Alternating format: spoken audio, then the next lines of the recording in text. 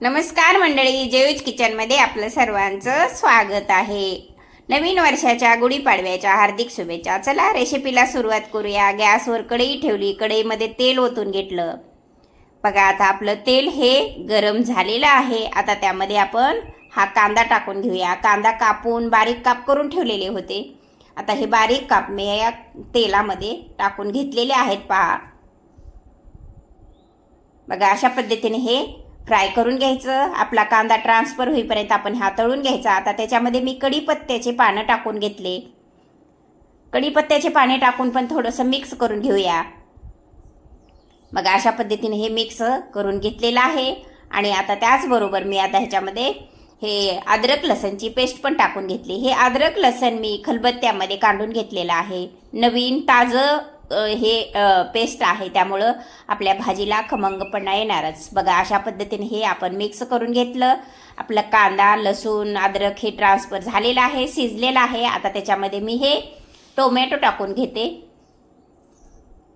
बघा हे टोमॅटो मी ह्या कांदा आणि अद्रक लसणच्या पेस्टमध्ये टाकून घेतलं. आणि आता ह्याला पण थोडंसं फ्राय करून घ्यायचं. आता त्यामध्ये मी थोडंसं मीठ टाकून घेते. मीठ टाकल्यामुळं हे लवकर टोमॅटो आणि कांदा मऊ होतं, लवकर शिजलं जातं. त्यामुळे थोडंसं मीठ टाकून घेतलेलं आहे. आणि आता त्याच्यावर थोडंसं झाकण ठेवून देते. आता हे झाकण ठेवून दिलं, थोडं वाफलून घ्यायचं. बघा हे वाफलून झालेलं आहे. त्याच्यामध्ये हे खोबऱ्याचा किस टाकला, बेडगी मिरची टाकली.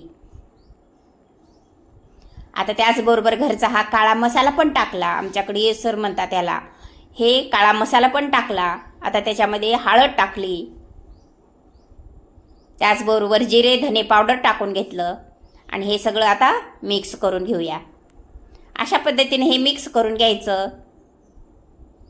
असा हा मसाला जर केला आपण, टोमॅटो कांदा अद्रक लसण आणि हे कोरडे मसाले टाकून हा मसाला केला, तर आपल्या भाजीला खमंगपणा येतो. चटकदार झणझणीत ही कटाची आमटी होते. अशा पद्धतीनं तुम्ही पण करून पहा. बघा असा हा आपला मसाला झालेला आहे. आता हा मसाल्याला आपल्याला तेल सुटलेलं आहे बाजूला. आता मी डाळ शिजवलेली आहे, चण्याची डाळ शिजवली आणि त्याच्यातलं पाणी काढून ठेवलेलं आहे. आपला कट काढून ठेवलेला आहे. आपला मसाला तयार आहे. आता हे कट मी ह्याच्यामध्ये ओतून घेत आहे. पहा अशा पद्धतीने हे कटाची आमटी आपली झालेली आहे.